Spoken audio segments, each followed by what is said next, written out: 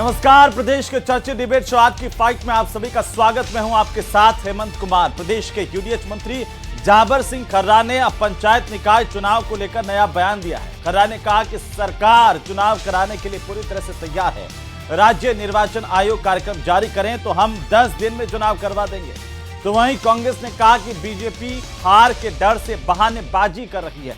तो वहीं प्रदेश के चुनाव आयुक्त राजेश्वर सिंह ने अपना पदभार संभालने के बाद यह कहा कि 1 स्टेट 1 इलेक्शन राज्य सरकार का निर्णय है। हमारा काम चुनाव करवाना है। संवैधानिक और वैधानिक प्रावधानों के तहत चुनाव हो रहे हैं, लेकिन पंचायत और निकाय चुनाव में हो रही देरी राज्य निर्वाचन आयोग के इस बयान को लेकर के ही सवाल खड़े कर रही है। आज इसी मुद्दे पर करेंगे प्रदेश की सबसे बड़ी चर्चा। पहले देखिए रिपोर्ट।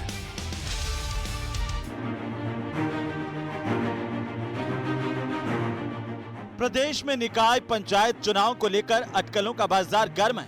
कभी कयास लगते हैं जनवरी 2026 में चुनाव होंगे, कभी दिसंबर 2025 के कयास लगते हैं। इस बार यूडीएच मंत्री जाबर सिंह खर्रा ने कहा कि सरकार चुनाव कराने के लिए पूरी तरह तैयार है और राज्य निर्वाचन आयोग और ओबीसी आयोग के पाले में गेंद है। यूडीएच मंत्री ने कहा कि राज्य निर्वाचन आयोग कार्यक्रम जारी करें तो 10 दिन में लॉटरी करा देंगे। चुनाव कराने में सरकार की देर नहीं है। उस दिन अन्य पिछड़ा वर्ग आयोग अपने आंकड़े हमारे विभाग को प्रस्तुत कर देगा। हम 1 सप्ताह में आरक्षण की लाठी निकाल कर और राज्य निर्वाचन आयोग को सौंप देंगे कि वो अगर उसकी मतदाता सूची तैयार है तो वो एक राज्य एक चुनाव के तहत अपनी सुविधा के अनुसार चुनाव करे। कांग्रेस का कहना है कि बीजेपी सरकार निकाय पंचायत चुनाव टालने के बहाने बना रही है। परिसीमन के नाम पर चुनाव नहीं टाले जा सकते हैं, लेकिन बीजेपी सरकार संवैधानिक प्रावधानों का उल्लंघन कर रही है। अब इन चुनावों को ये इनके बहाने बना करके टालने का काम किया जा रहा है और अब हद हो गई जब चुनाव के लिए गेंद ओबीसी आयोग और चुनाव आयोग के पाले में डाल दी। अरे जब बार बार घोषणा कर रहे थे कि नवंबर में करवा देंगे एक साथ चुनाव, दिसंबर में करा देंगे, फिर जनवरी की तारीख दी गई और अब गेंद ओबीसी आयोग के पाले में डाल दी। क्या जब घोषणा की थी तब यह जानकारी नहीं थी? राज्य निर्वाचन आयुक्त राजेश्वर सिंह ने कहा कि राज्य निर्वाचन आयोग का काम स्वतंत्र, निष्पक्ष और तटस्थ चुनाव करवाना है।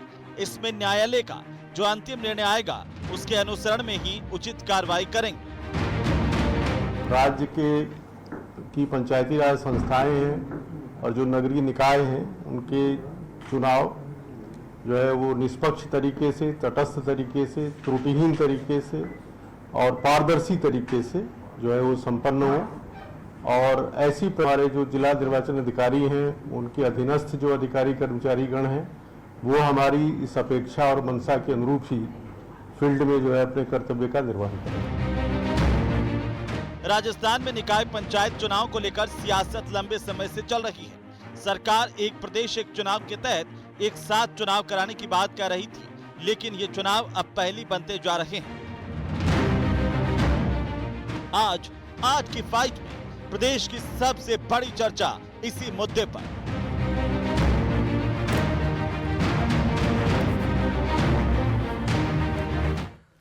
तो निकाय के और पंचायतों के चुनाव को लेकर के लगातार मुद्दा गर्म रहा है। लगातार विपक्ष सरकार पर आरोप भी लगाता रहा है कि सरकार देरी कर रही है, तो सरकार के बयान अलग अलग आ रहे हैं। अब मंत्री की तरफ से कहा गया है कि आखिरकार हमें जैसे ही रिपोर्ट मिल जाएगी और ये राज्य निर्वाचन आयोग तय कर लें तो हम उसके बाद 10 दिन के अंदर लॉटरी निकाल देंगे। लेकिन सबसे बड़ा सवाल, जब ये राज्य निर्वाचन आयोग की जिम्मेदारी है या फिर ओबीसी आयोग के पाले में गेंद है, लेकिन मतदाता के पाले में क्या है? वहां पर लगातार हो रही देरी के लिए जिम्मेदार कौन है? आज तमाम सवालों पर बात करेंगे और एक नजर डालते हैं आज के सवालों पर। पहला सवाल ये कि पंचायत निकाय चुनाव में हो रही देरी, आखिरकार कब बजेगी रणभेरी? ये वोटर इंतजार कर रहा है। गांव का, शहर का वो वोटर जो निकाय और पंचायत चुनाव में जिसका अधिकार है उनकी सरकार को चुनना, वो इंतजार कर रहा है कि आखिरकार अब चुनाव कब करवाए जाएंगे। लेकिन उसे जवाब देने वाला कौन? सवाल नंबर 2 ये कि बदलते बयान क्या जनता की उम्मीद को तोड़ रहे हैं? क्योंकि बार बार जिस तरीके से बयान आ रहे हैं उससे अभी लग नहीं रहा कि आखिर चुनाव कब होंगे। एक तय तारीख अभी तक सामने नहीं आ पा रही है। सवाल नंबर 3 कि स्टेट इलेक्शन कमीशन, राज्य चुनाव आयोग और ओबीसी आयोग के पाले में क्या गेंद है? क्या वाकई जिस तरीके से खर्रा कह रहे हैं उसी तरीके से ये अब पूरी की पूरी जिम्मेदारी ओबीसी आयोग की और राज्य निर्वाचन आयोग की है? क्या वो अपनी जिम्मेदारी का निर्वहन नहीं कर पा रहे हैं? ये तमाम सवाल जिनको आज की चर्चा में हम पूछेंगे। हमारे साथ खास मेहमान जुड़ रहे हैं। सबसे पहले परिचय करवा दूं, आज की चर्चा की शुरुआत करें उससे पहले परिचय। और विकास बारट हमारे साथ हैं, भारतीय जनता पार्टी के प्रवक्ता। हमारे साथ पौरुष भारद्वाज हैं, प्रवक्ता कांग्रेस पार्टी के। हमारे साथ सरपंच संघ के कार्यवाहक अध्यक्ष हैं नेमीचंद मीणा, और आशुतोष रावत हमारे साथ हैं वरिष्ठ पत्रकार के तौर पर। सबका स्वागत, सबका अभिनंदन। और एक टिप्पणी आशुतोष जी आपकी शुरुआत में कि आखिरकार जो खर्रा साहब आज कह रहे हैं उस बयान के मायने आपकी नजर में एक वरिष्ठ पत्रकार के तौर पर क्या है? देखिए हेमंत जी, जिस समय भारतीय जनता पार्टी विधानसभा चुनाव में गई थी और जिस तरह से भारतीय जनता पार्टी ने पूरे देश में एक देश एक चुनाव की जो एक अभियान शुरू किया, उसको देखते हुए यह बहुत पहले से स्वाभाविक तौर पर लग रहा था कि राजस्थान के अंदर भी एक राज्य एक चुनाव पर भारतीय जनता पार्टी कम से कम निकाय चुनावों पर एक साथ ही कराएगी। ऐसे में संवैधानिक कुछ प्रावधान होते हैं, क्योंकि सरकार सीधे सीधे चुनावों को नहीं डाल सकती है। 5 साल का समय पूरा होने के बाद में यह आपकी संवैधानिक प्रतिबद्धता बनती है, मजबूरी बनती है कि आप दूसरे फ्रेश चुनाव कराएं और नए लोगों को चुनाव में भाग लेने का मौका दें। लेकिन सरकार को अपना कार्यक्रम, अपना एजेंडा भी लागू करना था और उसके साथ में उनको जो टेक्निकल प्रॉब्लम थी उनका सॉल्यूशन भी ढूंढना था। ऐसे में मुझे लगता है कि भारतीय जनता पार्टी ने अपना चुनावी मैनिफेस्टो को, जो चुनावी मैनिफेस्टो था कि हम एक साथ चुनाव कराएंगे, उसके पूरा करने के लिए एक तरफ आप कह सकते हैं पिछड़ा वर्ग आयोग के कंधे पर बंदूक रखकर चलानी चाहिए, तो दूसरी तरफ चुनाव आयोग के कंधे पर बंदूक रखकर चलानी चाहिए कि ये दोनों लोग तैयार नहीं हो रहे हैं। इन दोनों की तरफ से हमको हरी झंडी नहीं मिल रही, नहीं तो हम 10 दिन के अंदर चुनाव कराना। यह बयान हमको पिछले 4, 5, 6 महीने से सुनने के लिए मिल रहे हैं। ऐसे में मुझे लगता है कि कम से कम दिसंबर के माह में भारतीय जनता पार्टी और राजस्थान सरकार दोनों तैयार होंगे चुनाव कराने के लिए। और चुनाव आयोग के ऊपर भी आज जो खर्रा साहब ने जो बयान दिया है कि चुनाव आयोग कहेगा तो हम 10 दिन के अंदर लॉटरी निकाल करके और तमाम औपचारिकताएं पूरी करके चुनाव करा लेंगे, मुझे लगता है कि शायद अब और ज्यादा डिले इसमें नहीं होगा, क्योंकि फरवरी तक का हाई कोर्ट का भी आदेश है कि 6 महीने के अंदर चुनाव हो, तो वह समय सीमा भी फरवरी में पूरी हो रही है। ऐसे में मुझे लगता है कि कम से कम दिसंबर के अंदर राजस्थान की जो लोग हैं उनको नए अपने जो पंचायती चुनावों के जो सरकार है वो नई सरकार मुझे लगता है कि कम से कम मिलेगी। और लोकतंत्र में जो सबसे अहम कड़ी है पंचायती निकाय चुनावों की, वो शायद राजस्थान में उसकी एक सुनहरी तस्वीर हमको दिसंबर में। लेकिन आशुतोष जी, मेरा एक और सवाल है, क्योंकि देखिए बार बार ये कहा जा रहा है, आपने भी जिक्र किया कि अब गेंद जो है वो ओबीसी आयोग के पाले में है, राज्य निर्वाचन आयोग के पाले में है, तो इसमें जो वोटर है उसके पाले में क्या है फिर कि ये गेंद इधर उधर घूम रही है? मेरा सवाल ये है सीधे कि क्या ये जिम्मेदारी राज्य निर्वाचन आयोग की नहीं है कि 6 महीने के भीतर चुनाव होने चाहिए थे? इतनी देरी क्यों हुई? अगर राज्य निर्वाचन आयोग पहले से जारी कर देता नोटिफिकेशन उसी वक्त, और ये प्रावधान कानूनी प्रावधान भी हैं कि भाई 5 साल में चुनाव होने चाहिए, तो आज जो राजेश्वर सिंह राज्य निर्वाचन आयुक्त हैं वो कह रहे हैं संवैधानिक आधार पर प्रावधानों के अनुसार होंगे। क्या ऐसा हो रहा है? देखिए हेमंत जी, निश्चित तौर पर चुनाव कराना चुनाव आयोग की जिम्मेदारी बनता है, लेकिन भारतीय राजनीति में जो संवैधानिक संस्थाएं हैं वो उनके काम करने के तरीकों को अगर हम बहुत करीब से देखें तो सरकार का इंटरफेरेंस कहने के लिए ऑन स्क्रीन यह रहता है कि हमारा कोई इंटरफेरेंस नहीं है, लेकिन असलियत में तमाम संस्थाओं के ऊपर सरकार का कहीं ना कहीं एक प्रभाव रहता है। और निश्चित तौर पर राज्य सरकार मुझे लगता है कि शायद वो चुनाव के लिए तैयार नहीं थी, इसलिए मैंने पहले भी कहा कि यहां पर पिछड़ा वर्ग आयोग के कंधे पर बंदूक रखकर चलाई गई और साथ में चुनाव आयोग के कंधे पर बंदूक रखकर चलाई गई, जिससे कि सरकार पर सीधे सीधे उंगली नहीं उठे। लेकिन इन तमाम औपचारिकताओं के बीच में निश्चित तौर पर जो राजस्थान की आम जनता है, जो निकाय से पंचायती चुनावों के लिए जो लोग हैं जिनकी सक्रिय भागीदारी उसके लिए चाहिए, उनके कहीं ना कहीं उनको शायद उम्मीदें उनकी टूटी थी। 6 महीने से ज्यादा, 6 महीने का जनवरी में चुनाव होने थे और ऐसे में दिसंबर में चुनाव होंगे, तो 10-11 महीने उनके निश्चित तौर पर जो उनको अधिकार मिलने चाहिए थे, जिस तरह की उनको लीडरशिप मिलनी चाहिए थी, उसमें शायद डिले निश्चित तौर पर हुआ है। बिल्कुल। नेमीचंद जी, आप मेरी आवाज सुन रहे हैं? तो क्या ये जो देरी हो रही है पंचायत के और निकाय के चुनाव में आप लोगों को खल रही है, या प्रशासक के तौर पर मजे ही मजे हैं और जितनी देरी हो जाए तो क्या फर्क पड़ता है? हेमंत जी, सबसे पहले तो मैं आपको ये बताऊं, मजे मजे वाली बात तो कुछ भी नहीं जी। है। पंचायतों के या किसी भी संस्था के चुनाव लोकतंत्र में 5 साल के अंदर होने चाहिए। लेकिन सरकार अगर वन स्टेट वन इलेक्शन कराना चाहती है तो वो भी मैंने हमेशा से कहा है कि स्वागत योग्य कदम है। बार बार आचार संहिता ना लगे, बार बार जो है सरकार का पैसा वेस्ट ना हो, इसको लेकर के अगर सरकार अगर एक साथ चुनाव करानी तो अच्छी बात है, स्वागत योग्य कदम है। लेकिन मधुकर गुप्ता जो इनके पहले राज्य निर्वाचन आयुक्त थे, उन्होंने साफ कहा कि ये तो कहीं है ही नहीं है, नियम सम्मति नहीं है, एक राज्य एक चुनाव। नहीं, क्यों नहीं है? लेकिन व्यवहारिक नहीं। अरे उन्होंने कहा सर जी। लेकिन हेमंत जी, अगर बार बार चुनाव होते रहेंगे तो जनता को उससे भी परेशानी होती है। किसी भी चीज के, जैसे एमएलए के चुनाव हो या पंचायती राज निकायों के, नगर निकायों के, फिर उस एरिया में जो है आचार संहिता लग जाती है, जनता के काम वैसे भी नहीं हो पाते। नहीं, 1 साल की अगर देरी हो रही है तो आप लोगों को इसमें कोई आपत्ति नहीं है, बशर्ते कि वन स्टेट वन इलेक्शन हो जाए, कोई दिक्कत नहीं है। नहीं, एक साथ हो जाएगा तो स्वागत, ये अच्छा कदम है, क्योंकि इससे जनता के काम, मैं कह रहा हूं देरी जो 1 साल की बीच में गैप आ गया, उससे कोई आपत्ति नहीं है आप लोगों को? हेमंत जी, आपत्ति वाली बात नहीं है। वो जो गैप हुआ है वो विशिष्ट परिस्थितियों में हुआ है, कोविड के कारण हुआ है, किसी ने जानबूझ करके नहीं किया है उसको। पूरे देश में ऐसे हालात थे कि जब चुनाव कराने की स्थिति थी नहीं, तो आगे पीछे चुनाव हो गए, बार बार चुनाव से छुटकारा मिले, इसके लिए बेहतर है कि चुनाव एक साथ कराए जाए। पौरुष जी, अभी सरपंच संघ के कार्यवाहक अध्यक्ष हैं, उन्होंने भी कहा कि भाई विशेष परिस्थितियों में अगर ऐसा होता है तो कोई दिक्कत नहीं है। फिर कांग्रेस क्यों बार बार आरोप लगा रही है कि ये लोकतंत्र का हनन है, संविधान के प्रावधानों का हनन है? तो संविधान का हवाला दे रही है, परंतु संविधान में जो लिखा हुआ है तो सरकारें तो उसी से चलेगी ना। जब संविधान के आर्टिकल 243 यू में लिखा हुआ है कि 5 साल के अंदर अंदर आपको हर स्थिति में चुनाव कराना है, चाहे आपको अगर परिसीमन कराना है या आपको मतदाता सूचियां नई तैयार करनी है, तो आपका काम जो है 5 साल से पहले हो जाना चाहिए। दूसरी बात देखिए, मैं आपसे इस बात को भी कहना चाहूंगा कि राजस्थान में एक ये विडंबना है कि यहाँ पे सरकार नहीं बल्कि सर्कस चल रहा है। कैसे चल रहा है? 5-6 दिन पहले आप ही के चैनल पर रिपोर्ट थी, और आपके चैनल पर क्या बल्कि सभी तमाम मीडिया हाउसेज में रिपोर्ट थी कि मंत्री जावड़ सिंह खर्रा जी का बयान आया था कि भाई हम जनवरी के अंदर जो है चुनाव हम लोग करवा लेंगे। और उन्होंने साथ ही साथ ये बात भी कही थी कि ना जो हमारा जो राज्य निर्वाचन आयोग है वो जो है नवंबर तक मतदाता सूची कंप्लीट करने की बात कर रहा है, और जो ओबीसी आयोग है वो 3 महीने में अपनी रिपोर्ट दे देगा। यदि हम सितंबर को गया हुआ भी माने तो भी हमें मान के चलता है कि दिसंबर मिड तक ओबीसी आयोग की रिपोर्ट आ जानी चाहिए थी, और नवंबर तक तो मंत्री जी ने खुद ने कहा कि निर्वाचन आयोग जो है वो अपना काम पूरा कर लेगा। अब आज इन्होंने अपने बयान से फिर पलटी मार दी।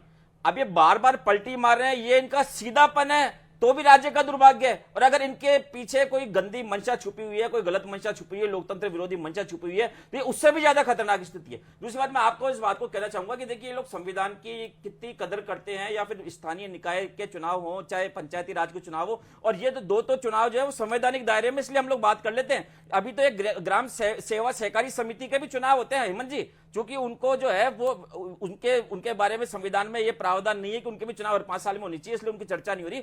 सहकारी समिति के भी चुनाव की चर्चा होनी चाहिए। तो मैं आपसे इस बात को कहना चाहूंगा कि अभी कुछ दिन पहले आपको ध्यान है कि हाईकोर्ट की सिंगल बेंच का जो है पंचायती राज चुनाव को लेकर के एक आदेश आया था कि भाई चुनाव तुरंत कराए जाए। राज्य निर्वाचन आयोग ने तैयारी शुरू कर दी थी, और ये भाजपा की सरकार अगर लोकतंत्र की हितैषी होती और राज्य निर्वाचन आयोग एक तरफ कोर्ट के लिए चुनाव कराओ, राज्य निर्वाचन आयोग कह रहा है बोले जी सर बिल्कुल चुनाव की तैयारी शुरू कर देते हैं, और भारतीय जनता पार्टी की सरकार कोर्ट की डबल मैच में जाती है, रिश्ते लेकर के आ जाती है। तो इससे इनकी मंशा साफ पता पड़ती है कि इनको डर है, ये लोग विधानसभाओं में या फिर लोकसभाओं में जुमले छोड़ करके ये लोग चुनाव जीत जाते हैं, पर स्थानीय स्तर पर तो आपको पता है छोटे इलाके होते हैं, छोटी चीजें होती है, क्या वहां पे स्थिति होती है, वहां पे बहुत मॉनिटरिंग रखी जाती है। और साथ ही साथ देखिए, मैं एक बात और कहना चाहूंगा, ये सरकार अपने आप में कितनी अनकॉन्फिडेंस में रहती है। आपको ध्यान होगा कि इन्होंने अभी शहर चलो अभियान के नाम से 5 सितंबर को एक कार्यक्रम की घोषणा की थी। इन्होंने कहा बोले शहर चलो अभियान चलेगा, और उसकी इन्होंने तारीख बताई थी कि साहब 15 सितंबर से हम उसको चालू करेंगे, 2 अक्टूबर गांधी जी की जयंती पर उसका समापन होगा। फिर उसके बाद में सरकार अचानक चेतती है, उसका नाम चेंज करती है, बोले शहरी सेवा केंद्र के नाम से, शहरी सेवा शिविर के नाम से इसको चलाएंगे और ये हम जो है नरेंद्र मोदी जी के जन्मदिन पे शुरू करेंगे, 17 सितंबर से शुरू करेंगे, 17 अक्टूबर से शुरू करेंगे। अरे भाई, आपको जो भी करना है, अच्छा करना है, बुरा करना है, वो बाद का विषय, उसके परिणाम आएंगे तब पता पड़ेगा। पर कम से कम सरकार में बैठे लोगों की बात में इतना वजन तो होना चाहिए कि राज्य, अगर उसके मुंह से, उनके मुंह से कोई बात निकल गई तो राज्य की जनता विश्वास करे कि सोने की लकीर है, इसमें बिल्कुल 100% काम होगा। यहाँ तो साहब देखिए क्या स्थिति हो गई, कभी क्या बोलते हैं, कभी क्या बोलते हैं। ठीक है, वो जवाब दे रहे हैं विकास जी, ऐसी स्थितियां क्यों हैं? कांग्रेस तो पहले से आरोप लगा रही है, अभी पौरुष जी कह रहे हैं कि सरकार चल रही है, क्या चल रहा है पता नहीं है, क्योंकि यूडीएच मंत्री पहले तो कहते हैं कि भाई हम दिसंबर में चुनाव करवा लेंगे, फिर उनका बयान आया थोड़े दिनों बाद में, कहा जनवरी में चुनाव करवा लेंगे, फिर अब आज कह रहे हैं कि 10 दिन में अगर चुनाव आयोग हमें तो कह दे तो 10 दिन में चुनाव करवा देते हैं, 10 दिन में लॉटरी निकाल देंगे। कौन जिम्मेदार है देरी के लिए? देखिए हेमंत जी, राजस्थान के यूडीएच मंत्री खुद जो है वो आरक्षण के द्वारा ओबीसी के समाज से आते हैं, किसान समुदाय से आते हैं। ऐसे में अगर आज हमारे यहाँ पर जनगणना नहीं हो पाई है, अगर ओबीसी आयोग आंकड़ों की गणना करके और उनके अनुसार जो है वो रिपोर्ट पेश करने के लिए समय मांग रहा है, तो मैं मानता हूं कि उससे कहीं ना कहीं आरक्षण सही तरीके से जो है वो मिल पाएगा, उसके हिसाब से सही तरीके से लॉटरी हो पाएगी। तो मैं मानता हूं कि हमें हमारे मंत्री जी के इस निर्णय के और इस बयान की तो इज्जत करनी चाहिए कि उन्होंने कम से कम कोई जल्दबाजी ना दिखाते हुए सही आंकड़ों के विश्लेषण के लिए समय मांगा। दूसरा, देखिए जाबर सिंह खर्रा जी ने जो कहा है उसमें मैं मानता हूं किंचित मात्र भी किसी को संकोच नहीं होना चाहिए। जो उन्होंने कहा है वो कराने का वो मादा रखते हैं, सक्षम है। आप मुझे बताइए कि अगर 1 महीने चुनाव देरी से होते हैं लेकिन उन चुनावों में सबको समान रूप से आरक्षण मिलने की सुनिश्चितता होती है, ओबीसी आयोग को समय मिल पाता है आंकड़ों का विश्लेषण करने के लिए, और चुनाव आयोग को भी अपने चुनावों के क्रियान्वयन के लिए, तैयारियों के लिए 1 महीना अधिक मिल पाता है, तो मैं मानता हूं 1 महीना राजस्थान की जनता और हमारे जनप्रतिनिधि और जो चुनाव के लिए आशान्वित उम्मीदवार है उनके लिए तैयारी का एक एक्स्ट्रा समय की तरह लिया जाया जा सकता है। दूसरा, आज हम देखते हैं भारत में, राजस्थान में हमेशा आचार संहिताएं लगी रहती थी, रोज चुनाव होते थे। अगर जनवरी में हमारे निकायों का कार्यकाल समाप्त और होने जा रहा है, अगर जनवरी या फरवरी में, जैसा कि दिसंबर में रिपोर्ट आ जाती है और 1 महीने के दरमियान सारी तैयारियां कर ली जाती है, जिसके लिए मंत्री महोदय प्रतिबद्ध है, और मैं मानता हूं जाबर सिंह खर्रा जी ने जो आज तक कहा है वो किया भी है, तो हम मान लें कि जनवरी या फरवरी में चुनाव हो जाते हैं तो राजस्थान शायद पहला राज्य भारत का होगा जिसमें स्थानीय चुनाव सारे साथ हो जाएंगे और पूरे समय सरकार विधानसभा चुनाव तक बिना किसी आचार संहिता के लगातार काम कर पाएगी। तो मैं तो मानता हूं ऐसे निर्णय का तो कांग्रेस के द्वारा स्वागत किया जाना चाहिए। अच्छा, इस देरी का जिम्मेदार कौन है? सरकार है या फिर राज्य निर्वाचन आयोग है या फिर ओबीसी आयोग है? कौन जिम्मेदार है? देखिए मैं हेमंत जी, ये देरी नहीं, ये देरी बेटरमेंट के लिए हो रही है। ओबीसी आयोग आंकड़ों का अच्छे से विश्लेषण कर रहा है, उन्होंने 3 महीने ओबीसी आयोग का गठन आपको 1.5 साल सरकार चलाने के बाद आया, पता चला कि ओबीसी आयोग भी गठित करना है प्रदेश में और फिर उसकी रिपोर्ट आएगी, और पहले ही कर देते 1.5 साल पहले। देखिए ये दूरदर्शिता होती है, यही कांग्रेस पार्टी आरोप लगा रही है आप पर। हेमंत जी, हम चाहते तो पुराने आयोग की रिपोर्ट के आधार पर भी चुनाव करा सकते थे, लेकिन अगर सरकार ने ओबीसी आयोग का गठन किया है तो वो इसलिए किया है कि आरक्षण उन लोगों को मिल सके जिनको वाकई में आरक्षण की आवश्यकता है, न कि पुराने आंकड़ों के आधार। मैं कह रहा हूं, आप 1.5 साल सरकार बीतने के बाद ओबीसी आयोग का गठन क्यों पहले शुरुआत में ही कर देते ना? ये भलाई हो जाती और अच्छा होता। देखिए हेमंत जी, चुनावों के जब निकाय चुनाव आए उस वक्त ओबीसी आयोग का गठन किया गया, और मैं तो मानता हूं चुनावों के जितने नजदीक रिपोर्ट आए उतनी ही रिपोर्ट जो है वो करेक्ट रहेगी और चुनाव के लिए यूजफुल रहेगी। लेकिन हेमंत जी, कांग्रेस के लोग जो कह रहे हैं कि ये सर्कस चल रहा है, देखिए इनकी भाषा देखिए, लेकिन मैं तो मानता हूं कि इनको ये सरकार राज कैसे आएगी, क्योंकि अब तक तो इनके यहां कितने नाटक हो गए थे, मानसे चले गए थे, होटलों में चले गए थे, और ये कहते हैं कि नेताओं की जबान पे विश्वास होना चाहिए। तो देखिए नेताओं की जबान पे तो आपके गहलोत साहब की जबान सबने पूरे राजस्थान से सुनी थी, किस प्रकार नाकारा निकम्मा गद्दार अब तक हो चुका था। तो भगवान आप जैसी जबान तो मैं मानता हूं कि इस संसदीय व्यवस्था में किसी पार्टी के नेताओं की ना हो। हमारे मुख्यमंत्री जी और हमारे यूडीएच और डीएलबी मंत्री की जबान और उनके कमिटमेंट पे हमें पूर्ण भरोसा है। कौन से वाले कमिटमेंट पे भरोसा करें तो बता दीजिए। एक कमिटमेंट जो पहले दिसंबर का कह रहे थे, फिर जनवरी कह रहे थे, अब कह रहे हैं 10 दिन वाला, कौन से वाले कमिटमेंट पे भरोसा कर रहे हैं? मैं आपको हेमंत जी फिर कह रहा हूं कि उन्होंने कहा कि ओबीसी आयोग हमें रिपोर्ट दे दे, ओबीसी आयोग रिपोर्ट दे देगा। मेरा सीधा सवाल है भाई, जिम्मेदार कौन है इस देरी के लिए? जिम्मेदार कौन है ये बताइए। जो साल भर की देरी हुई है पंचायत चुनाव और निकाय चुनाव को लेकर के, उसके लिए जिम्मेदार कौन है? देखिए मैं तो इसको, मैं आपको हेमंत जी, मैं आप माने नहीं माने, ये तो बताइए, देरी हुई है, ये तो अभी तैयारी का समय है। आशुतोष जी देरी हुई है, अभी अभी पूछ लेते हैं सबसे, देरी हुई है इसमें कि नहीं हुई है? नहीं, देखिए हेमंत जी, ये तो सबको पता है कि कुछ पंचायत चुनावों का कार्यकाल जनवरी में पूरा हुआ, कुछ का मार्च में पूरा हुआ। तो जिनका जनवरी में पूरा हो गया उनको तो 1 साल, उनको 1 साल हो गया, 1 साल की देरी हुई है ना विकास जी। फिर ये पूरा साल जो देरी हुई है ना, ये पूरा साल आचार संहिता ही लगी रहती, उसका जिम्मेदार तो कोई ना कोई तो होगा आपके हिसाब से, जैसे आप कह रहे हैं कि इसके पाले में गेंद, उसके पाले में गेंद, या तो ओबीसी आयोग उसका जिम्मेदार है, सरकार या फिर राज्य निर्वाचन आयोग। हेमंत जी, मैं आपको क्या कह रहा हूं हेमंत जी, सरकार, पार्टियां, आप लोग सबका अतिरिक्त व्यय होता, अतिरिक्त खर्चा होता, लोग जो है वो चुनाव कराते रहते, लोगों के विकास के जो कार्य है वो आचार संहिताओं के चक्कर में बाधित होते। ठीक है, तो मैं मानता हूं ये देरी नहीं, ये अच्छे समय की शुरुआत है। मैं इस बात को कहना चाहता हूं कि मेरे छोटे भाई वो कह रहे हैं देरी नहीं है, ये जनता के अच्छे काम के लिए, भरोसे के लिए सरकार कदम उठा रही है, साथ दीजिए।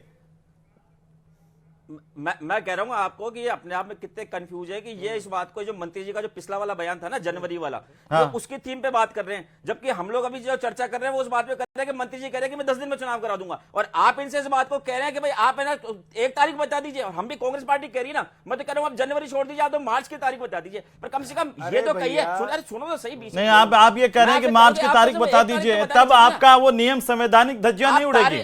भैया आप उड़ाए ना परुष जी, खुद उड़ाए, कांग्रेस पार्टी तो कोई संविधान की हानि नहीं होती है, कोई संविधान का खराब नहीं होता है, लेकिन दूसरा कुछ कर दे तो संविधान खराब हो गया, संविधान नष्ट हो गया, ये बार बार।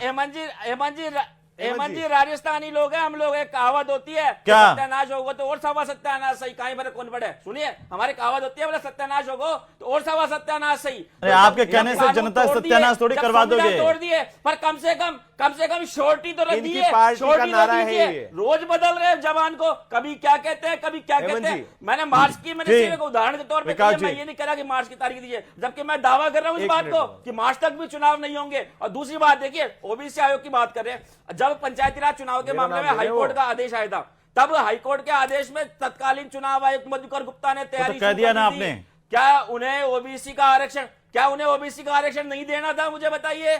फिर ये क्या नया झुंझुना पकड़ा दिया इन्होंने ओबीसी आयोग का, मुझे बताइए। अच्छा ये बताइए मुझे, ये राहुल बाबा की सरकार, एक बार बताइए परुष जी, ये इसमें किसकी गलती है? परुष जी इसमें किसकी गलती है? दुश्मन हो रहे हो आप, विपक्ष का आप आरक्षण के दुश्मन हो रहे हो, विपक्ष बन गए। देखिए आप नहीं चाहते क्या ओबीसी को आरक्षण मिले? तोड़ दिया इन्होंने, अब इन्होंने नई व्यवस्था लागू कर दी। ये विपक्ष का विपक्ष बन गया, सत्ताधारी पार्टी ने नया एक संविधान में इनको ऐड करना चाहिए, विपक्ष का विपक्ष, सत्ता पक्ष। तो मैं इस बात को कह रहा हूं, हमारी आप बोल रहे राहुल गांधी जी ने ऐसा कर दिया, राहुल गांधी जी कहां से आ गए इसमें मुझे बता दीजिए। अशोक गहलोत जी की जबान की बात नहीं, अशोक गहलोत जी ने, अरे रुकिए भैया, ऐसा बोला।